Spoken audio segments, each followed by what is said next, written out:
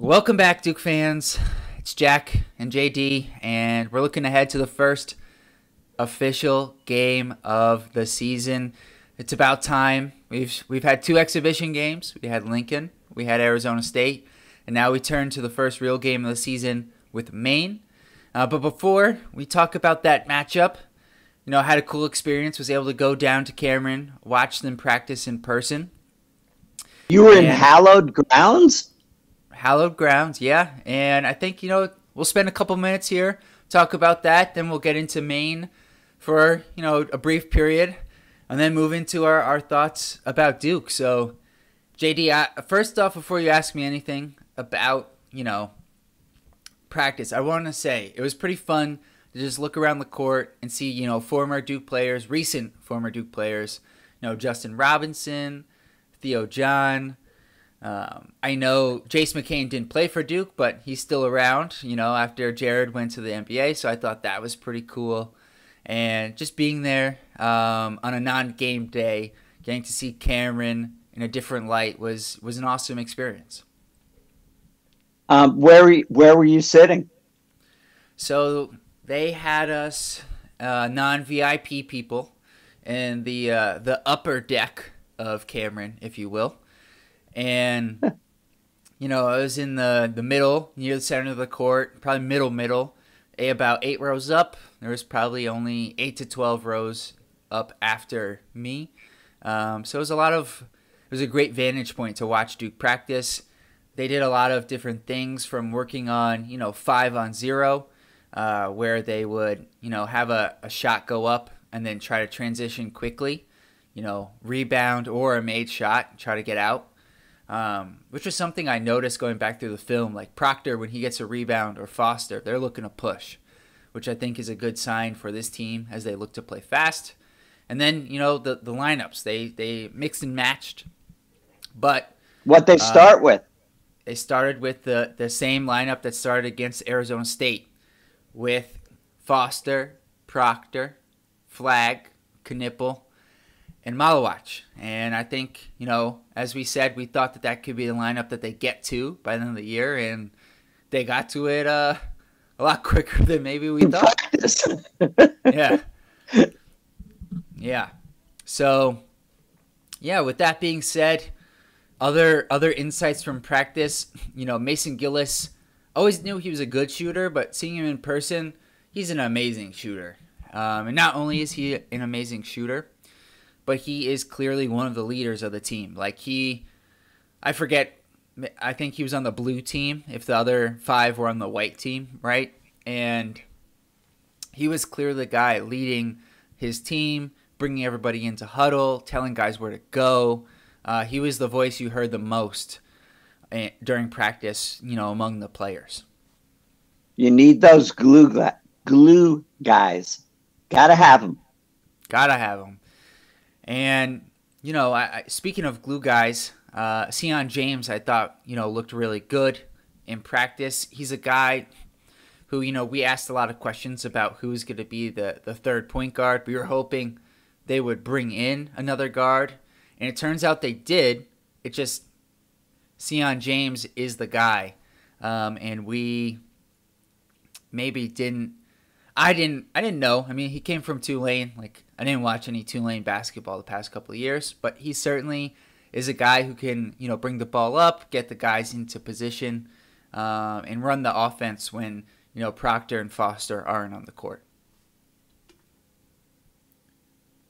I think one of the things I'm curious about, did you notice how many players they used? Did they, because on paper it looks like it's certainly been 10, but it could be even 11. Absolutely. And speaking of that, Pat Gangba was practicing. He was part of... Wow. Hey! Yeah, he is part of the 11. They had to rotate him in with Malik Brown and Malawach. So, at times one of the 3 would be out. I thought, Pat, he gave a different look in practice because he's not quite as tall as Malawach, but he's, around a 7-footer. And Typically in practice, they've been going, up against Malik Brown, who's, 6'8", 6'9". So it's a very different look. He caught a lob from Con Knipple. He had a nice backdoor pass to Sion James. He showed a lot of things that say to me he could be a part of the rotation, which is, a good problem for Coach Scheyer to have, because I have no idea how he's going to play these 11 guys. It is definitely, it always takes me back to the Kentucky team when Calipari actually did a 5-man team that he would sub in and out 5 players at a time in order to give enough minutes to his players. But, right now, an embarrassment of riches for Duke with as many as 11 players that could actually see playing time. Right. And I remember that Kentucky team, and that would certainly be my reference as well when they did the platoon with Towns and Booker, the Harrison twins, and all of those guys. What's interesting, I didn't remember this. I wonder if you do, but apparently Coach Scheyer's sophomore year, Coach K did a little bit of a platoon as well. And he said he doesn't want to do that because he felt like it was hard to get a rhythm. But I feel like he may have to do that in some ways with the amount of talent and the depth of this team. And speaking of that, one other observation was, in the first 2 exhibition games, Darren Harris was the 9th man and Isaiah Evans was the 10th man. And I wasn't sure if that could switch, but it seemed to be consistent, both exhibitions. And in practice, I totally understand why Harris is ahead of Evans on the depth chart. In terms of he's more reliable. You know where he's going to be. He's got a little bit more feel for the game. He's an amazing shooter. He's right up there with Knipple and Mason Gillis, in my opinion, as being, one of the best shooters on the team. And so I get why Coach Scheyer is turning to him before Evans, but Evans is an amazing player in his own right. It's just an embarrassment of riches for this Duke team. It definitely is, and I suspect even your ability to go watch a practice before the main game is not giving away any in-house trade secrets about the Duke team.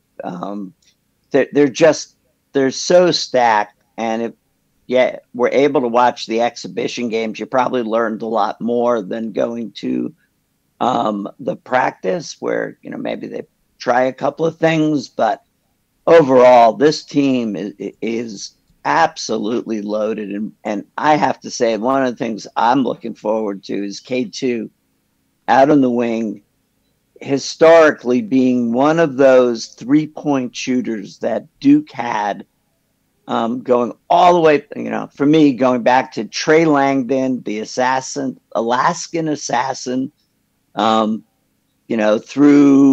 J.J. Redick, through Luke Coolhand, Luke Kennard, that 3-pointer that you would always feel, confident in. So, I'm certainly looking forward to that aspect of the team as, someone who grew up as a shooter. I love the idea that they've got K2. And I think you said one of the other players is actually, as reliable from 3-point, whether it was Mason Gillis or Sion James. Oh, Mason Gillis. He's not going to take the same amount of volume, but he's been, last year he shot on about 3 attempts per game. He shot 45% from 3 or higher. Whoa. Yeah. And he's done that. He's kind of oscillated, in his career up and down, but over his career, he's been a 40% plus 3-point shooter at Purdue, which is, that's a legitimate spot to be coming from. Obviously, coming off of a national championship appearance for Mr. Gillis.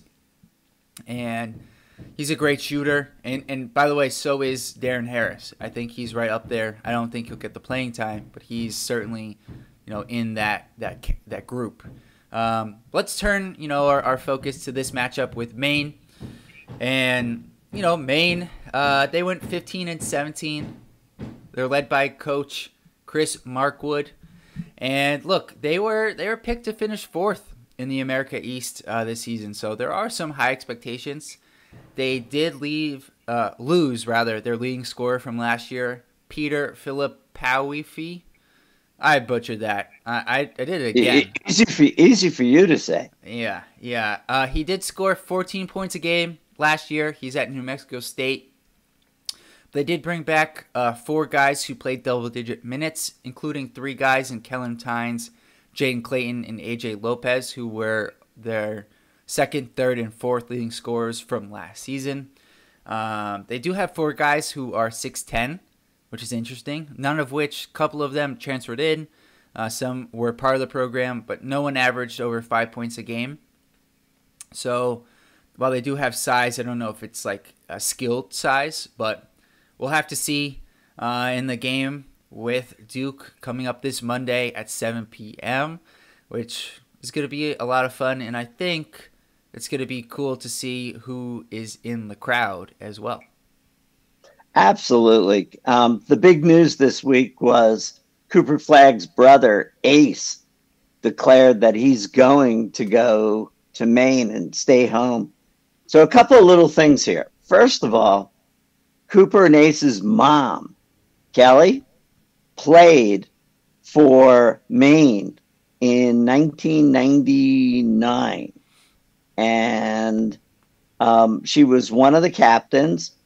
And so mom clearly has the basketball genes there. Didn't quite know they were that good to produce Cooper Flagg and good enough to produce Ace. Ace was like the number 272 on the ESPN watch list. So that's pretty cool. I don't think we're in any danger here of losing this game. It's been 78 seasons that the Black Bears have gone without a postseason bid, which makes them the 6th longest team in the United States D1 to not have a postseason appearance. And so, but they do have a really cool rivalry game with the University of New Hampshire Wildcats, the longest running rivalry, almost 120 seasons, other than maybe some of the Ivy League schools that have a longer one. So I don't know that we're in danger, but you know, it's hard, Jack, to see how this is going to be much different than the scrimmages we've been watching for the outcome. But it is a good opportunity to learn more about what Coach Scheyer has in mind for that 11-man rotation. I mean, this is... Yeah, no, exactly. Especially after the Arizona State game, I don't know how much we're going to learn about the team in this game other than the few nuggets we get from Coach Scheyer about, you know, who's getting playing time. It's not necessarily about how many minutes they play, because this game could be out of hand, you know, in the second half. But when they get the minutes, when do the guys check in off the bench? Do they play in the first half? Do they play in the second half? I think that's going to be a big tell as to how the rotation is going to look when they get to that game with Kentucky. But I think the first place to start on the Duke side of things for this game against Maine is kind of where you left off when you were talking about Maine, or I guess just before you left off, which is, you know, this is the Cooper Flagg game where he's playing against his hometown school. This was clearly scheduled for Cooper. I don't think they would be playing Maine otherwise. The only thing that would have been cooler, although it certainly would not happen realistically, would be that they went to Maine so he could play there. But this is, you know, an awesome opportunity for Cooper to play against his hometown school. His parents and probably his brother will be in the crowd, and it's his first college basketball game, which means that no matter what happens, there's going to be major overreactions to whatever he does. So I think it's just another opportunity for him to continue to get better. The one thing that I think is important to remember with Cooper Flagg is he's the second youngest player in college basketball. And it was interesting. I went back and looked. we're loving K2 right now. He's been awesome, right? Cooper Flagg is almost a year and a half younger than Con Knipple, which I think really puts in perspective how good Cooper Flagg is right now. Because at this age, right, that is a big difference. When you're 25 and 26, yeah, how big of a difference is it really? But when you're 17 and 19, that's a big difference in terms of your development. And I think that's something to pay attention to with Cooper, not only this year, but, as he moves into the NBA and his first couple years, that he could progress, pretty quickly just because of where he is at such a young age. One of the things about K2 is that he's one of 5 brothers, and they all play basketball. So let's face it, when they're looking for a pickup game, they just bring their family and they can go for a pickup game. Maine, it's really very interesting to think about how he got to be. There's only 2 people who ever came out of Maine to be in the NBA. It's not like Maine is a bastion of basketball. So it's like, how did this happen? And we're going to do more, obviously a lot more thinking and research about Cooper Flagg and talking about him as a player this year. But I do want to say that the most notable alumni of Maine is the author, Stephen King. All things Maine is Stephen King. So, a nice tune-up game, this and the Army game, but and maybe we'll learn a bit, but then it gets real fast. And there are 4 games that will, Duke will be tested very quickly. Yeah. Yeah. And I think, speaking of that, these 2 games with Maine and then Army, the most important thing that I'm looking for, is can they maintain the defensive intensity? Because I think while in some ways it could be easy, you're not, yes, it's the first game, the second game of the season, so you want to come out and play well, but you could be up 30 points and kind of let off the gas, towards the end of the game. And look, in the exhibition games, they've given up 51.5 points per game, which is just a ridiculous mark to be only allowing that few amount of points. And that's something that I'm going to be curious if they can maintain that, in the next 2 games, because I think, as we've talked about the size of this team, the defense is going to be where they hang their hat this season. So it's important that they're, firing on all cylinders heading into that Kentucky game. Well, and to that point, it could be a way, if you're not going to have the ability to shine on offense, if you're going in there and you're causing turnovers or you're stopping your player, it may get you a couple of extra minutes in this potentially 11-man rotation. Right. And speaking of, 11-man, I think I'm very curious, does Pat Gangba get some minutes in this game against Maine? I don't know. We won't know whether him, practicing was just the first step. I only went to 1 practice, right? Like, I don't know if that was the first time that he was part of, their practice, and he was just working his way in, and we won't see him for, a few more weeks. It's hard to know. Duke has never been known to sort of share the intelligence about the, state of the injuries of their players. And so watching a practice probably means absolutely nothing in terms of whether or not someone is going to play or not play. Right. Absolutely. And I mean, there's a lot of different things, we could talk about, but one other thing that I personally curious about is, does Malik Brown shoot a 3-pointer or 2? He shot 1 in the matchup with Arizona State from the corner. And the reason why I think that's important is because it opens the door for him to play as the power forward next to a Malawach or Gangba, which then could mean that Flagg is playing as the 3.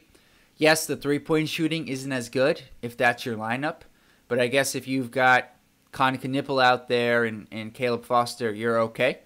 Um, but with that being said, then you're 6'9", 6'9", 7 foot, and defensively, good luck scoring in the paint.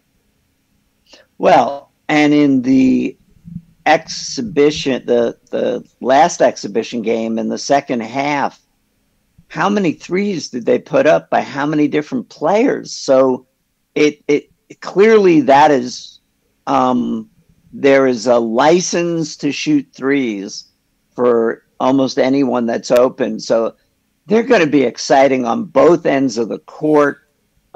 There's so much talent. So even though it's Maine and it's likely to be a win, it's going to be fun. I agree. It's going to be a lot of fun seeing the guys again. And hopefully, if all things go well, we get another Spencer Hubbard bucket as our exclamation point, the human exclamation point at that. I think, listen, the exhibition games have been fun. They've won by like 50 points apiece in each game. But in some ways, the highlight has been Mr. Hubbard coming in and getting things done at the end of each game. Well, it may not mean as much being in Maine, but to you and I, we will absolutely be rooting for Spencer to be in there in the last couple of minutes and get a shot. So, and so will the Cameron Crazies, even though it's not at home. And so will, the rest of the Duke players. Because listen, I guess I'll wrap this up with this.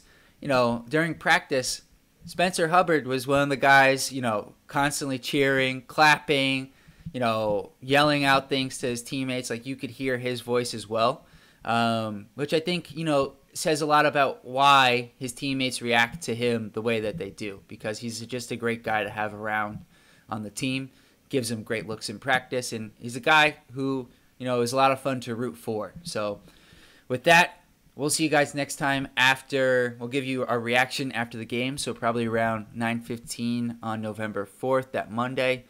And we'll be in the same room, which will be a little bit different, so we'll work on that.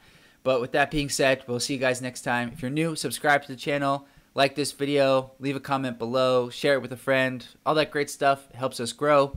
We'll see you next time. Peace.